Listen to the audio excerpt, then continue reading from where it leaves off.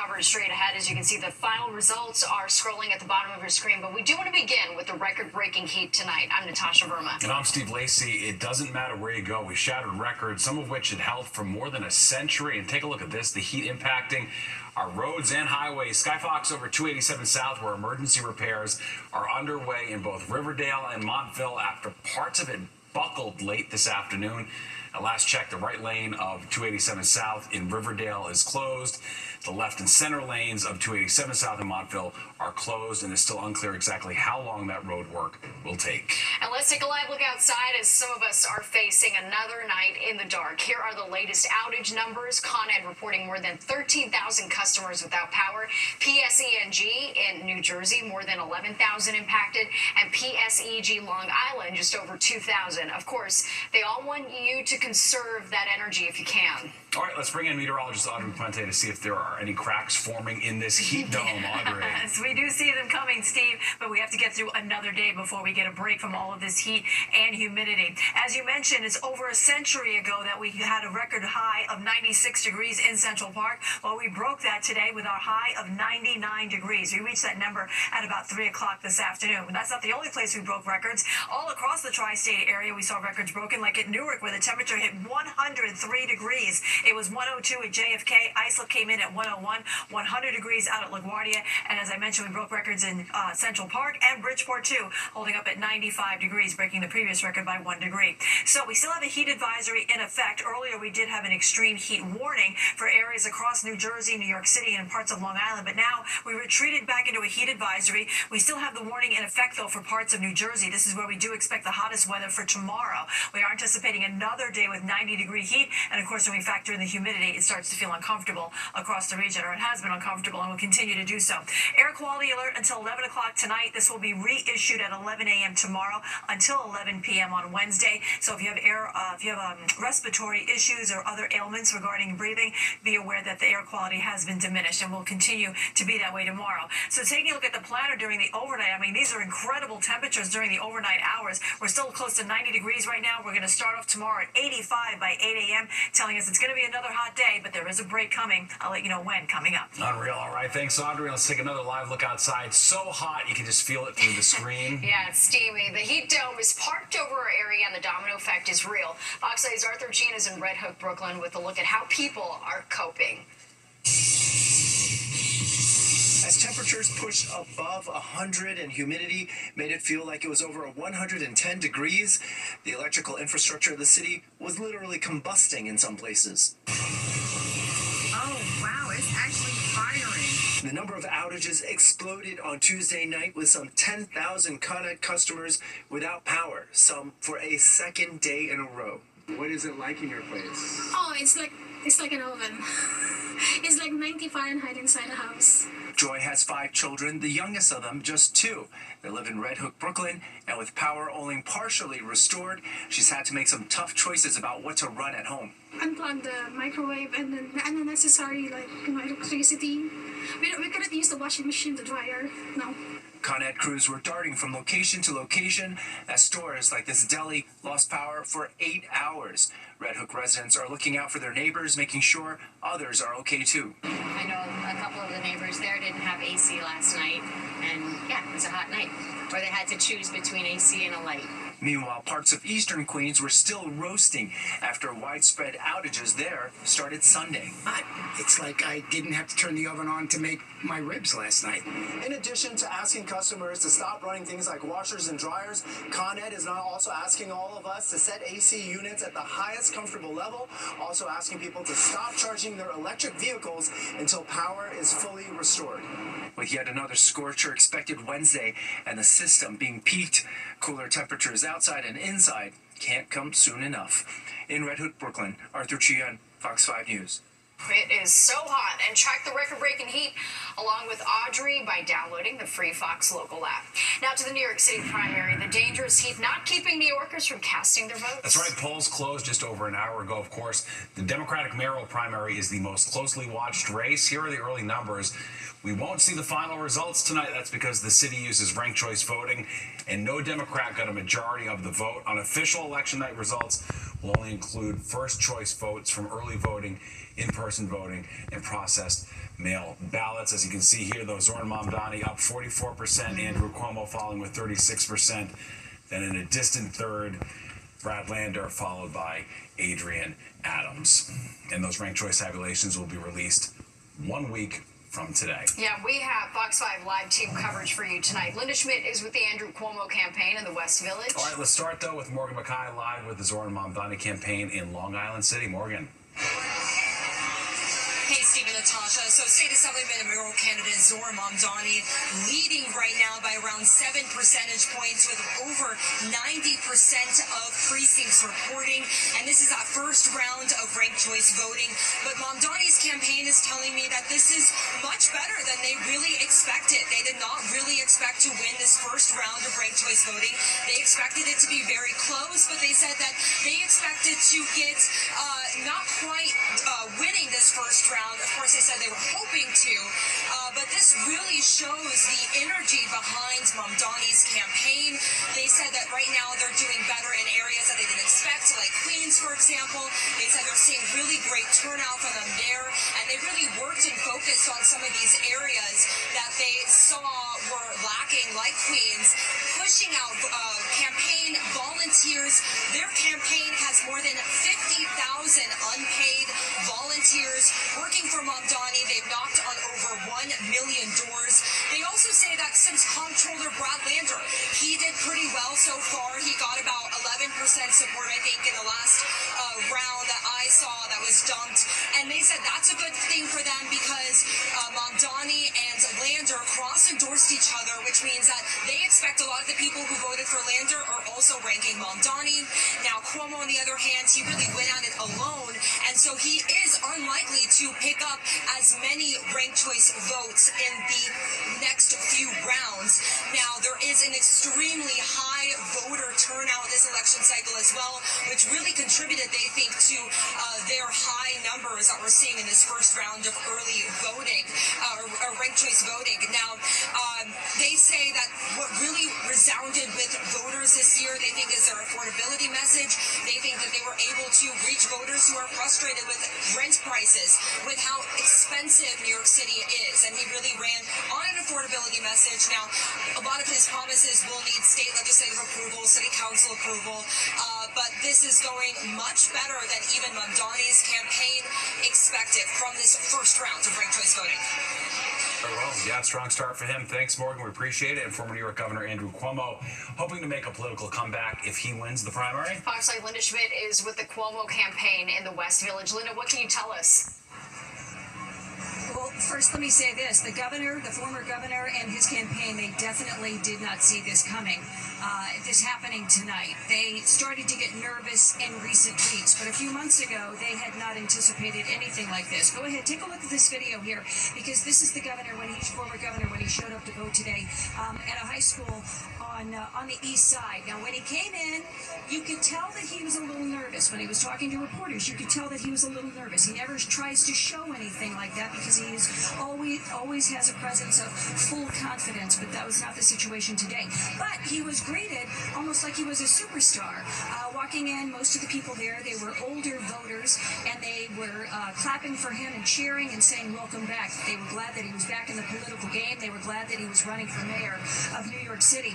But what he has tried to do to separate himself from Zoran Mamdani is he keeps talking about the fact that Mamdani is unqualified. He doesn't have the management experience to handle the monstrous bureaucracy of New York City.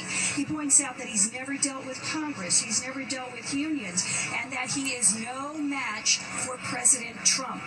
And so he says he is the person who is qualified. He has run this state. He has been an executive. He knows how D.C. works, and he knows how to deal with the president. There was a big fear here in this city by a lot of people, not just the progressives, but even middle-of-the-road people, that Donald Trump would have too much of an impact and having too much power over the immigration issue here. And of course, that's where the whole issue came into play with Mayor Eric Adams and having the charges dropped against him by the Trump administration, and then many feeling that he was just a puppet. So that is something that Mamdani also played into. Cuomo was hoping that people wouldn't start to lean toward that way and look at that as a strength for Mamdani, but it appears at this point from the voting coming in thus far that Mamdani's campaign and his message was a stronger one, and it resonated more with the voters. Also, Morgan McKay made mention of this, the cross endorsements among the progressive candidates. That has turned out, it looks like, to have hurt Cuomo and hurt Cuomo in a very big way. Now, even though he might not come out on top tonight, we still have the ranked choice voting.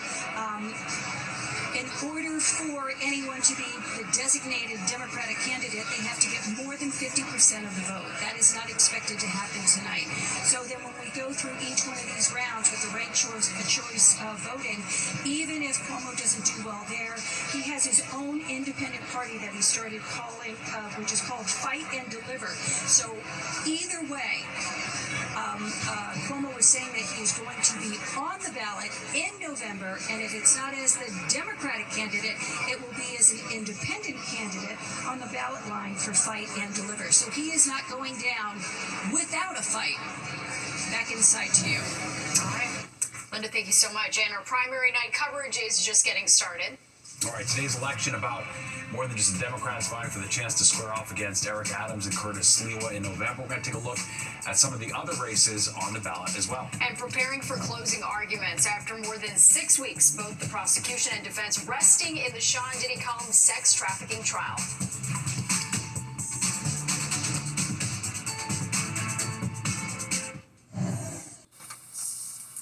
Back to primary night in New York City, and there are, of course, other big races on the ballot besides the mayoral primary. And we have some winners tonight. Fox 8's Sharon Crowley's been monitoring it all. She joins us live from the newsroom. Hi, Sharon. Yeah, hi, guys. Incumbents doing pretty well tonight, winning in some very key races. Let's look at the Manhattan District Attorney race. Alvin Bragg will hold on to his seat for a second term. Bragg, best known, of course, for overseeing the prosecution of President Trump in the hush money case, easily winning victory tonight. He defeated his challenger, Patrick Timmons.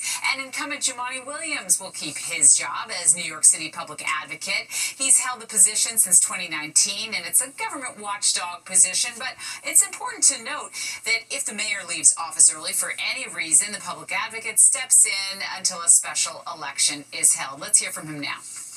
I want to say thank you so much. I made sure that this was my first stop because of the love I have for Brad Lander, and I hope we don't see the last of him.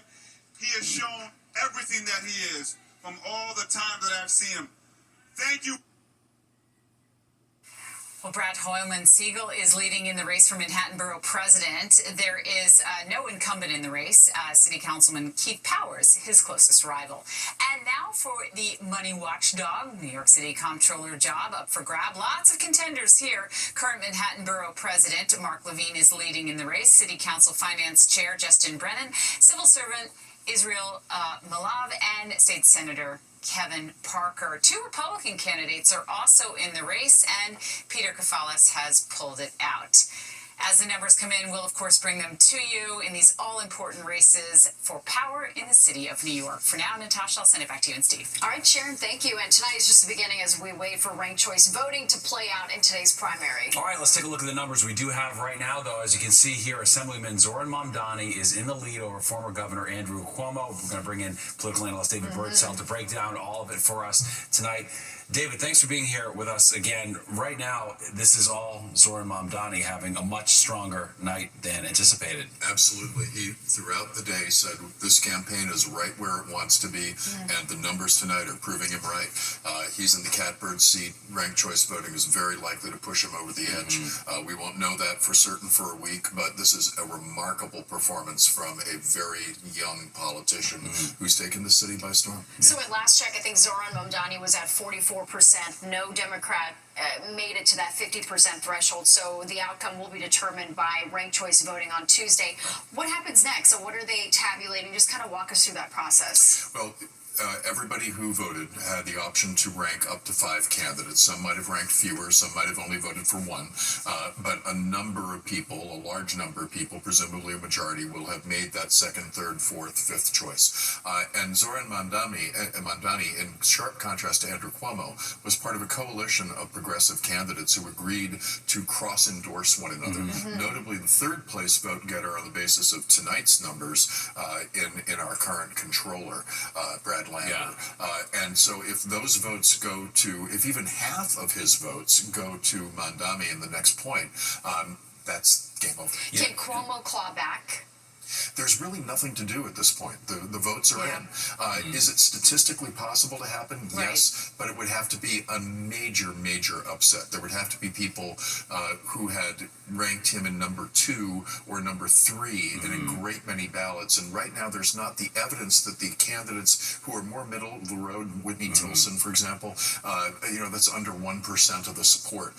And he did cross-endorse Andrew Cuomo. That's clearly going to make a hair's breadth of difference in the outcome. Yeah, I think an interesting comparison, too, is in 2021, Mayor Adams led with 30.7% of first-place votes on the first round. So if these numbers hold up, Mamdani's in much better position than he wound up being the winner. A much better position because of the size of his initial spread and because of that coalition of progressive candidates. What does this tell you about the state of New York City right now and what voters want?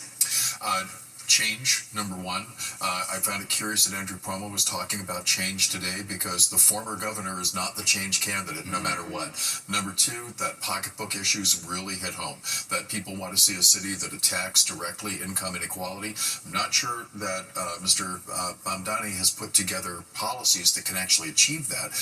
As we've observed throughout the evening, he has to get agreement in Albany, which is not likely to happen.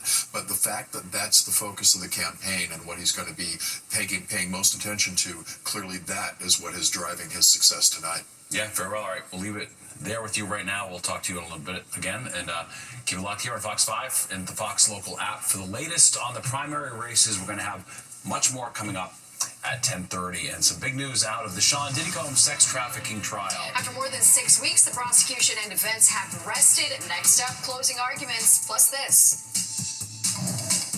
We basically have two countries that have been fighting so long and so hard that they don't know what the they're doing. Do you understand that? President Trump lashing out after the fragile ceasefire deal between Israel and Iran seems to have suffered a setback, but tonight it appears to be holding. We're going to have the latest. Developing tonight, a new U.S. intelligence report suggests that the U.S. bombing of Iran's nuclear sites only set back the country's nuclear program by a few months. According to two people familiar with the assessment, it contradicts statements made by President Trump that the sites were completely and fully obliterated.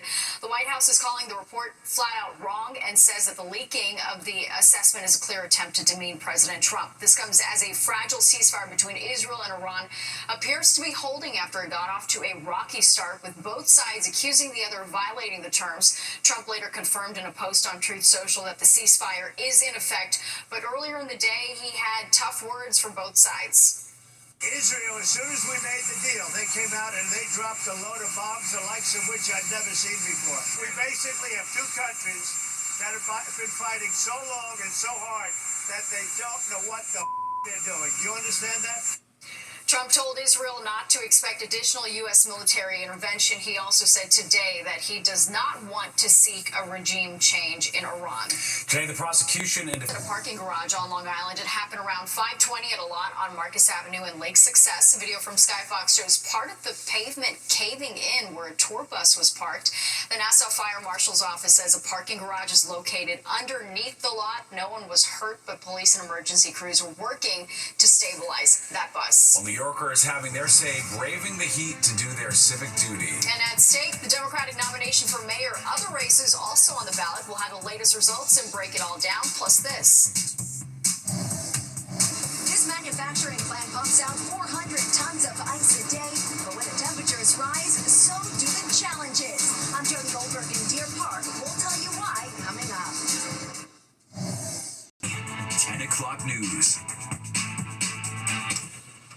Welcome back. It is primary night in New York City. Results are coming in by the minute. You can see them scrolling at the bottom of your screen. Thank you for staying with us. I'm Natasha Verma. And I'm Steve Lacey. Of course, all eyes are on the Democratic mayoral primary tonight. Here are the early numbers. Zoran Mamdani in the lead with 44% of the vote. Andrew Cuomo coming in second, currently with 36%. Then you see Brad Lander in third with 11, followed by Adrian Adams with 4. Now, we will not have the final results tonight, however. That's because the city, of course, uses ranked choice voting and no Democrat. Got over 50% tonight. We're going to start with Linda Schmidt live at the Cuomo campaign headquarters in the West Village tonight. And Linda, certainly a sour mood, I can imagine, there tonight. Yes, they are definitely not happy here. And in fact, the former governor just came out to the podium. He came out at 10:21. By 10:26, he was done. He spoke for 5 minutes. He started out, he thanked everybody. He thanked all of his old people that he worked with back in the HUD days when he worked for former President Bill Clinton's administration. He thanked Mayor Bloomberg, former mayor of New York City, for the money that he pumped into his campaign. It was millions of dollars, and $3 million just recently was added to that. And he also said that tonight was not his night. Tonight was Zoran Mamdani's night. And then he called Mamdani to congratulate him and to let him know that he ran a very good campaign. He ran a campaign that inspired and galvanized young voters.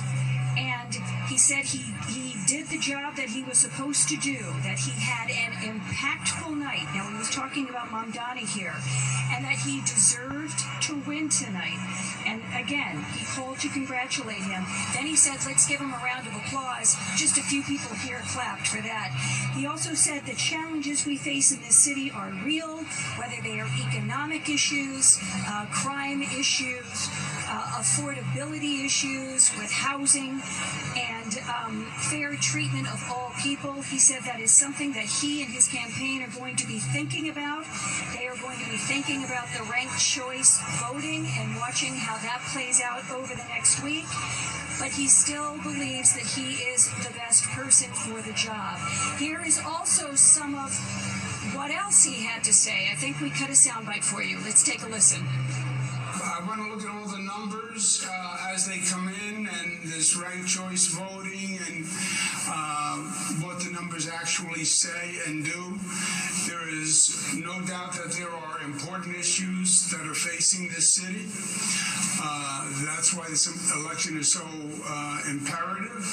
That's why so many people came out to vote, because these are real issues, and they're not getting better, and they're getting worse. And that's why New Yorkers are as concerned as they are.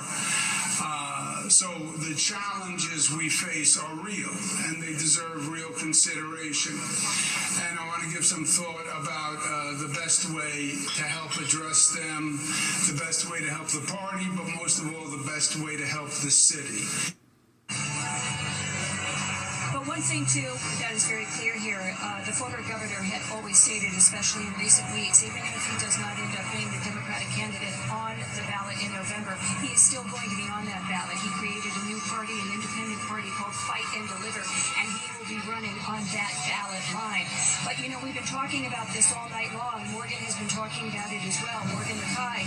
The cross-endorsements of the progressive candidates took a chunk out of votes for the former governor. That is the belief here, and that is a major part of the belief in what's hurt him here this evening. But again, as you just heard, they are going to take a look at how everything plays out now by July 1st to see how the ranked choice voting actually plays out, to see if he is going to end up getting enough votes to end up being the Democratic candidate. We don't know if that's going to happen, but again, he's not out of the game entirely. Back to you. Yeah, very interesting. All right, Linda, thank you. And let's dig somewhat deeper on today's primary. Yeah, a lot at stake tonight. Let's bring back in political analyst David Birdsell. David, thanks for staying with us. Was that a strategic mistake for Cuomo to not embrace these alliances as far as ranked choice voting? Almost certainly, yes. I think he believed that he was going to get this in the first round, and that he was such a titanic figure compared to everybody else in this race. He really did not campaign heavily in the early days. He was relying on that name recognition and didn't really create a message that was compelling. Well, you had somebody in the person of Zoran Mamdani making such a compelling case, particularly for the progressive wing of the party, that clearly bore him aloft to victory tonight. Linda mentioned that you're going to see Cuomo most likely in the general election. He's going to run in that party affiliation. Mamdani, if he doesn't win, most likely will, but anyways, long story short, you're going to see them in the general election. How does that, is there anything Cuomo can do to change his messaging that he got wrong this time around to get back to winning this? Well, there's quite a lot that he can do. We know that there's still a lot of New Yorkers concerned about safety. That was one of his number one messages. I will predict confidently, spend a lot of time attacking Zoran Mamdani, trying to raise people's concerns about his relative youth and experience in government, and his complete absence of any executive experience in any position throughout the course of his career. These things matter in trying to get things done. The question is, will people believe at the end of the day that Andrew Cuomo is a person who wants to get the things they want done and accomplished? And that is far from certain. But it gives pathways for more moderate candidates. And I'm thinking of Eric Adams. I'm thinking of Andrew Cuomo. I'm thinking less of Curtis Sliwa, because you need a stronger Republican in order to capture the imagination of this electorate in New York City. But for those other two moderates, there is absolutely a path to victory in the fall. Yeah, there's going to be a ton of money put in this race. This is going to be like something we haven't seen around here as far as competitive race for mayor in quite some time. Absolutely, and some issues that they've already lined up on with regard to Airbnb, with regard to Uber, with regard to a whole bunch of private firms that have a big stake in this election coming up. Yeah, they'll be writing big checks for sure. All right, David Birdsell, thanks so much. We appreciate it. And now we want to check in with the Mamdani campaign. All right, that's where Fox 5's Morgan Mackay is live tonight in Long Island City. Morgan. Hey, Steve and Natasha, the magnitude of tonight cannot be overstated. We have a ton of people out here just really celebrating this win so far in this first round of ranked choice voting. A lot of people are downstairs where the air conditioning is and not up here where on the roof. But just to take a look at this campaign, former Governor Andrew Cuomo ran on his experience, his name. He had a $25 million super PAC. Compare that to Zoran Mamdani, who is relatively unknown when he entered the race, polling at 1%. He has now a campaign of more than 50,000 unpaid volunteers working for him, knocked on more than 1 million doors. So he really ran on a message of affordability, that it's about the people, and that obviously resonated with voters. Voters have obviously grown a bit frustrated with the establishment, as what we're seeing right now, and they're really leaning more towards this message of affordability and being more about the people, being more accessible. Now, Mamdani is a Democratic socialist. He's the youngest candidate in the race, and if he were to win the election, he would be the first Democratic socialist to win a citywide election. A lot of people right now are really just looking at these numbers, and they're saying that it shows that being out there, being among the people really works. They're also saying that cross-endorsing with Comptroller Brad Lander really helped them. As you can see in some of the results, Brad Lander is polling around third place right now, and a lot of his supporters, of course, are ranking Mamdani as well. So they're doing a really a good job of being able to use that cross-endorsement to help Mamdani in the end. Now, we're waiting to see, of course, next what Cuomo will do if he'll decide to run in the general election on that independent ballot line. He kind of seemed to leave it up in the air in that speech there, but Mamdani is expected to address supporters. We're hearing maybe closer to 11 o'clock tonight. Reporting live, I'm Morgan Mackay. Steve, Natasha, back to you. All right, Morgan, thank you. And for latest updates and results from tonight's primary, you can download the free Fox Local app where you can get updates anytime. And it's the end of an era for the symbol of the city's migrant crisis. All right, the shelter at the Roosevelt Hotel officially closing its doors. Plus,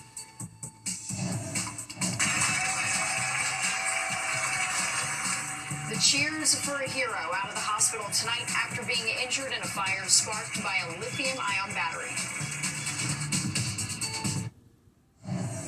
Shelter at Roosevelt Hotel is officially closed. The doors shut earlier today. The Manhattan Hotel opened in May of 2023 during the height of the migrant crisis.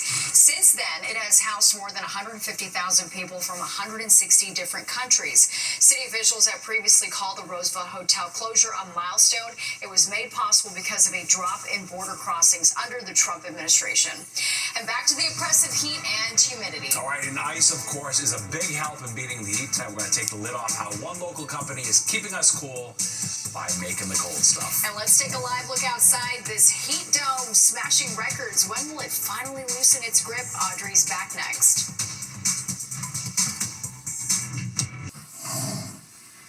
All right, turning back to the dangerous and record-breaking heat, and on nights like this, ice is a refreshing addition to any drink. Absolutely. Fox 5's Jody Goldberg goes behind the scenes with a ice supplier on Long Island to show us how they're cranking out more than 400 tons of ice a day.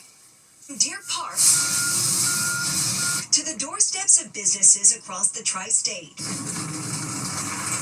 Apple Ice has been cranking out cubes for customers for more than 2 decades. This is a 7-day business, but keeps you going. This family-run facility is freezing, bagging, and delivering ice daily. Some of our customers would be Restaurant Depot, Madison Square Garden, and backyard barbecues. Ice makers pump out the cubes. They're fed onto conveyor belts that fill the bags, and then they get stacked onto pallets by robots. Ice makers run 24 hours a day. Our trucks are out about 20 hours a day. The manufacturer that sees several $1 million in sales each year also distributes dry ice, along with handmade sculptures. But when the temperature climbs, so do the challenges when it comes to manpower and the machines. Feel like your car, when it overheats, it just works slower. Same thing with people in this kind of weather. They just work slower. Machines are the same as people. No, this freezer is kept at 5 degrees. It can store up to 400 pallets of ice, and you may think it's refreshing, especially on a day like today, but I needed a jacket just to give you an idea of how cold it is. There's even rock salt on the floor. Once pallets are loaded onto trucks, I start my day at 7 o'clock. people like 21-year-old Kevin Malone are out the door. I also love how I work in a freezer on days like today. And while today's tech has come a long way, Years ago, we started with a hand scooper, just scooping in bags and tying it by hand pretty much, one by one. And now, look, machines are doing it all. one thing hasn't changed: the demand for ice deliveries when the heat is on. On Long Island, Jody Goldberg, Fox 5 News. That's a lot of ice. They're so efficient. Keep it coming. We need it. All right, let's go to Audrey now for a look at the forecast. Still just smoking hot out right now. Yeah, and at least for one more day, we could use some of that ice for sure. We have one more day of this heat, and then we're finally going to get a break as we go into the second half of the week. But let's talk about today. 99 is what we got to in Central Park. Of course, that broke the record of 96. That was back in 1888, so that was a very long-standing record there. This was the second 90-degree day for this month. Normally, we average about 3 in the month of June. Last year, for the entire year, we had 21 90-degree days. We'll see how that pans out as we move along through the rest of the summer here. So it's going to be uncomfortably warm as we go through the overnight hours. And tomorrow, we're expecting a day with 90-plus temperatures. Therefore, we will probably have our official heat wave, the first one of 2025. Rain chances return tomorrow as well. And we have a big temperature drop as we go into Thursday and Friday. In the meantime, it's still stifling outside. We have 91 right now in Central Park. It's 96 at this late hour out at Newark Liberty Airport. 81 in Poughkeepsie, 77 in Monticello. It is just really uncomfortable outside. Dew points are actually faring a little better than they were at this time yesterday. We're down to 60 in Central Park, 68 in White Plains. It's actually not as bad as last night, but still very humid out there, and that's making for heat index values in the 90s in many spots and 80s in other locations too. So it's going to be uncomfortable once again tonight, and tomorrow's afternoon heat index values are going to be over 100 degrees across parts of the area, including New York City and most of New Jersey too. winds are light right now. They'll stay that way for the rest of the evening, and not much is happening on the radar. We're rain-free once again, but now that's going to change tomorrow as we're going to now start to see a shift in our weather pattern across the region. So the northeast is quiet. A couple of isolated showers off to the north here. We're watching this frontal boundary. It's a stationary front that's draped from the Midwest all the way down towards the Rocky Mountain states. Along it, we can see showers and storms firing up, and we're going to tap into some of this as we go into tomorrow afternoon, so you might want to have your umbrella handy. Now, ahead of the front, it's very warm. It's very tropical in nature across the area from the New England all the way down towards the Gulf Coast. And speaking of the tropics, we actually have our first named storm out in the Atlantic here. We have Andrea, which is located way out in the Atlantic. It's actually going to stay out there and diminish in intensity. Right now, its winds are at about 40 miles per hour, but it's a good reminder that we are officially in hurricane season, and we're projected to have about 13 to 19 named storms as we go further on into the season. Meantime, back here at home, we have a front draped across our area. It's really not going to make much of an impact tonight, but tomorrow it will lift back up as a warm front, and that's going to help spark off some showers and maybe even some isolated thunderstorms. So have your umbrella handy for pop-up showers. Same thing for Thursday, but check out that temperature drop. 20 degrees with a high of 76 by Thursday. We're in the 70s again on Friday, and we're unsettled as we go into the upcoming weekend. Steve and Natasha? All right, Audrey, thank you. Well, some special measures in place to deal with the extreme heat at the FIFA Club World Cup during yesterday's match at MetLife between FC Porto and Al Ahly. FIFA says that it added cooling breaks in the 30th and 75th minutes. Extra medical officers were also deployed, and fans were allowed to bring empty, clear, reusable plastic bottles into the stadium. A new restaurant just opened up in Bed-Stuy, and it only has one main course on the menu, Sloppy Joe's. Farley's has been popping up around the city before opening its first permanent spot. It has 6 different kinds of Sloppy Joe's, ranging from an original to a Southeast Asian mashup, even a vegan option. Prices range from $10 to $12. All right, and on a hot day like this, nothing beats a refreshing ice-cold drink. But it turns out the kind of glass that it comes in could be a good indicator of whether you order a second round. It's time for the Spectrum Traffic Tracker. Over someone's phone only to realize you cannot see the screen. Privacy screens are becoming more and more popular for phones. Those dark screen protectors darken the phone screens at certain angles, making it difficult for people to see what's going on your phone. They're especially popular for people who have jobs that contain sensitive info like doctors or therapists, as many handle business emails and messages on the go. The type of glass that your drink comes in at a restaurant could determine whether you order another one. A new study shows that the wider the rim of the glass, like a martini glass in comparison to a champagne flute, for example, the more likely you are to like and value the beverage. Wider glass rims signal a bigger experience, inciting consumers to purchase more expensive drinks and drink more of them. So put beer in a martini glass. Yeah, there you go. Is that Right. what you do? $20 a whack, so go slow. All right, well, there's more of the 10 o'clock news straight ahead. We'll be right back.